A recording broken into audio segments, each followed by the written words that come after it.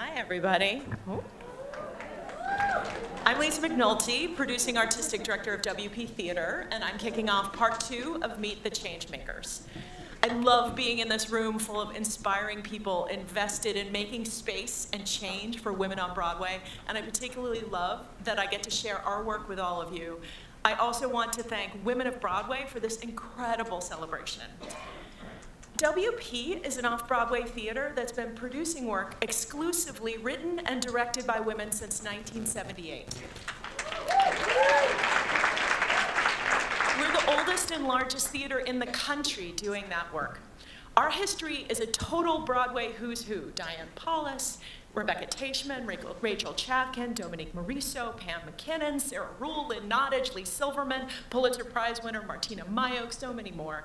But before those artists ever hit Broadway, WP made a home for them, a place they could risk, fail, and grow into the trailblazing, award-winning artists they are today. Our off-Broadway theater is busy right now nurturing the next generation of Tony winners, both on stage and in our celebrated lab program for extraordinary writers, directors, and producers. There's an insidious notion that there isn't more work by women, trans folk, and people of color on Broadway because not enough artists are ready. WP disrupts that by showcasing work by those underrepresented artists, giving them a very visible place at the table and room to soar, because I gotta tell you guys, they are so, so ready. I wish that our founder, Julia Miles, could see this gathering today. She'd be so proud of what has become of the movement she set in motion 40 years ago, and of the adventurous work on WP's stages every day. We're taking Julia's legacy forward until all voices are heard equally. And if you would like to catch some of our incredible artists in action right now, we have 2 shows running, so you should come and catch them both. First is Hurricane Diane down at New York Theater Workshop by Madeline George and directed by Lee Silverman, who you saw this afternoon. And Rahana Lumire's play that has a title I cannot say on a Disney stage, so you'll have to look it up. That's directed by the amazing Adrienne Campbell-Holt, who you just saw in the last panel. And please check us out on WPtheater.org and come visit us on 76th and Broadway for the best, best, best of women on stage right now.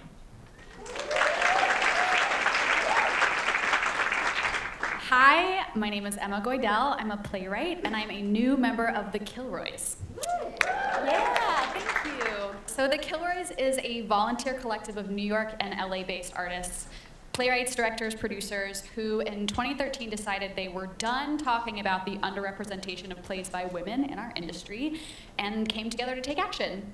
As we learned this morning, only 28.8% of productions in the American theater are written by women. So the Kilroys are dedicated to changing this through our primary project, The List. It's an annual industry survey of excellent and underproduced new plays by women, trans, and non-binary writers. Each year, we invite a pool of over 270 new play leaders, that's artists, literary managers, artistic directors, and more, from a diversity of backgrounds and geographies, to nominate the best underproduced plays they've read all season by writers who are not cis men, which means cis and trans women, trans men, and non-binary people. To qualify, a play must have received 1 or no professional productions, and then we, the Kilroys, then analyze those anonymous nominations numerically, and we publish a list of the top roughly 10%, which means the plays that receive the most total nominations. In our last list, that meant between 6 and 37 nominations each. We also publish an honorary mentions list of plays that receive 2 to 5 nominations. Our goal is to provide a concrete response to any industry leaders who say, I would produce more plays by women, but I don't know where to find them, or the ones I read just aren't ready, or they're not very good. We now have 4 seasons of The List on our website, thekilroys.org, and we've also published a book of monologues and scenes from List plays, and we have a 2nd edition coming out with TCG this year. We are actively seeking new nominators, especially people of color, queer people, non-binary people, for this year's forthcoming list. So if you read about 40 plays a year, and you are committed to ending the systematic underrepresentation of women, trans, and non-binary artists in American theater, please go to our website and nominate yourself as a nominator. It's very easy. You just send us a quick email saying, I want to nominate for The List. Yeah, you can also come talk to me after this event if you have any questions about that. I would love to hear from you. We would love to receive your emails.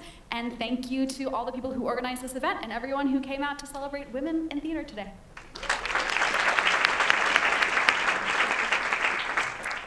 Hello, my name is Elsa Ward, and I'm the founder of Open Stage Project. We are so excited to be here today. Our organization is less than a year old. OSP introduces high school women to a vast array of backstage careers, producing, managing, design, all professions that function as tools for telling, framing, and interpreting stories. Our aim is to bring a more diverse and balanced narrative to the theatrical stories of our culture. OSP introduces young women to successful female professionals working in these fields so that they gain firsthand knowledge and can develop mentoring relationships. OSP takes students to performances, studio tours, and most importantly, in-depth talkbacks with female backstage professionals. I have witnessed firsthand the impact of these women-to-women conversations and the importance of female modeling. Just last week at the Talkback for the Prom, I watched a group of young women listen intently to the story of each professional's personal journey. They were hungry for their advice. Following these talkbacks, I have teachers emailing me to let me know how much these events resonate with their students. This is the reason for Open Stage Project. And now I would like to introduce you to Nilsa Fitz, one of Open Stage Project's students from Repertory Company High School for Theater Arts.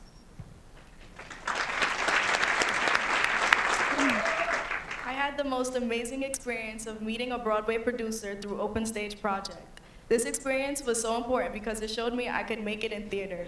I realize now that there are opportunities for me to network with women who are already pursuing their dreams of working in the theater.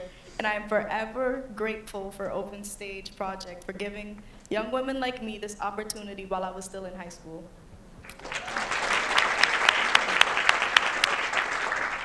Open Stage Project works in collaboration with the New York City Department of Education to find young women like Nilsa.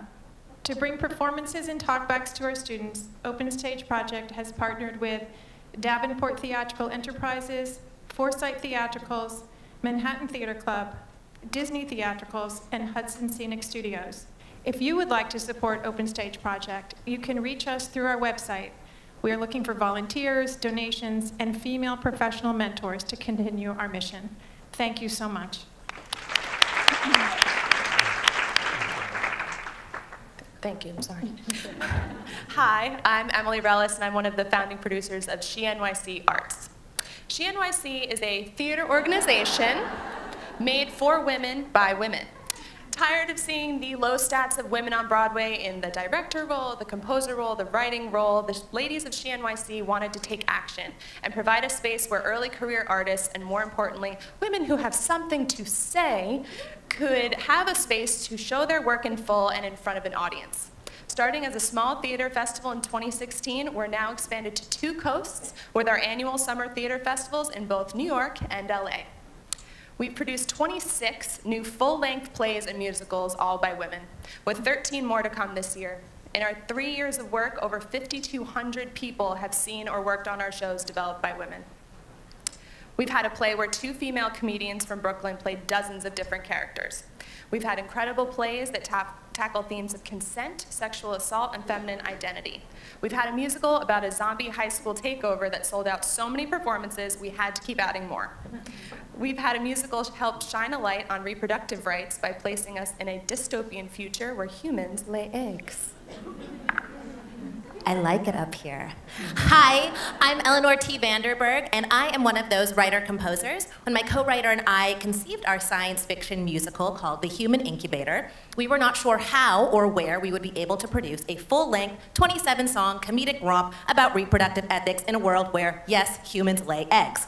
We sent our application to NYC and were met with passion and enthusiasm right from the jump from this incredible team of women, from the first point of contact onwards. They treated our fledgling, zany, and oftentimes sensitive script with responsibility and care, helped us clear our artistic hurdles, and situated themselves as an integral part of our team.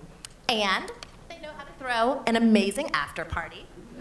And they continue to give a damn about all of us as writers, and they're committed just to creating a whole new fleet of stories with women at the helm. I'm proud to be an alum of the Summer Festival and to pass on the inspiration to the next generation as a teacher with Create Her, She NYC's new program for high school girls who are aspiring playwrights and producers. After a spring full of workshops and meetings with top industry professionals, our first company of Create Hers will be premiering their 5 original short plays at the She NYC Summer Theater Festival this year, with their shows going up on June 30th at the Connolly Theater. So, if you want to see more plays and musicals by women on stage, please come join us. You can volunteer, you can donate, you can also buy an amazing t-shirt, and you can find more information about us at shenycarts.org. Thank you so much.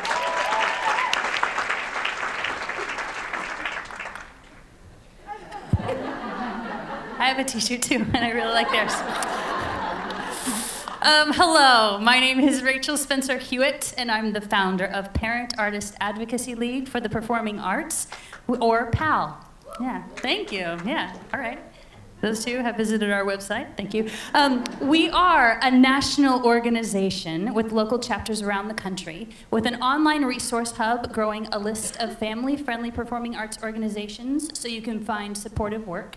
We are also creating a national handbook of best practices for institutions to support parent artists and caregivers, and launching our Mother League this summer. As of today, and we're only a year and a half old, we have distributed over 5 PAL child care grants for individuals and institutions around the country, grants awarded specifically for the use of childcare in professional and creative performing arts pursuits. That means we provided childcare for a founding artistic director, an artistic director, a lead dancer in a theatrical dance company, and a non-binary playwright, and helped an institution provide childcare support for a woman designer. Pretty exciting.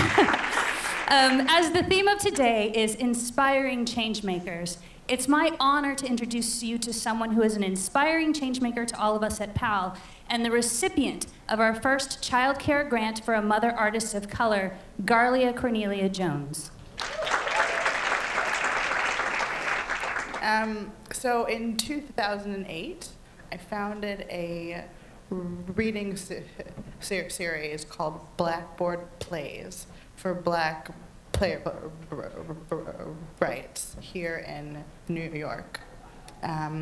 We have existed at the Cell, which is a nonprofit performance space, and I was given the opportunity to incubate that series by 2 women. And through that series, we have been able to give a first read to Schoolgirls, or the African Mean Girls play by Jocelyn B.O. So if you saw that play,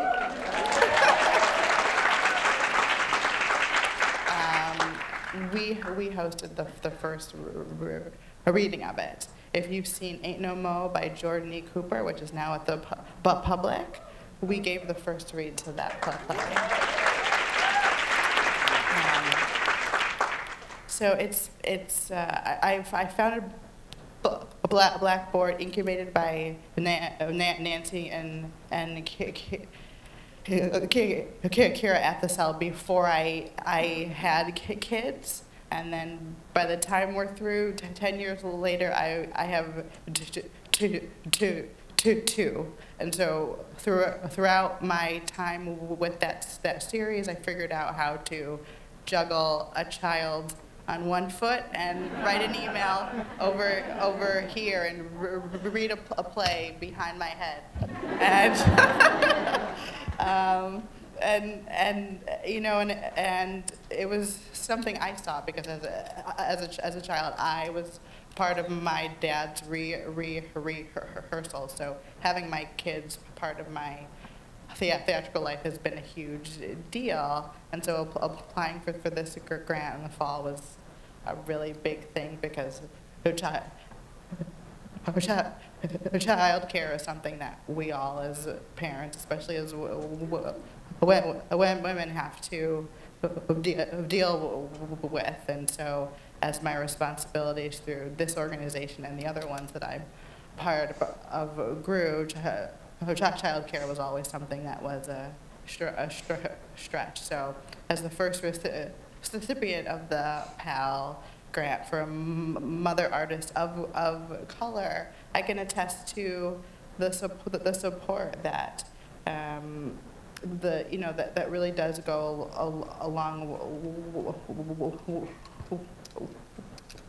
way. And I'm so proud to be the first recipient of this. If I go on more, I'll cry. So let's stop there.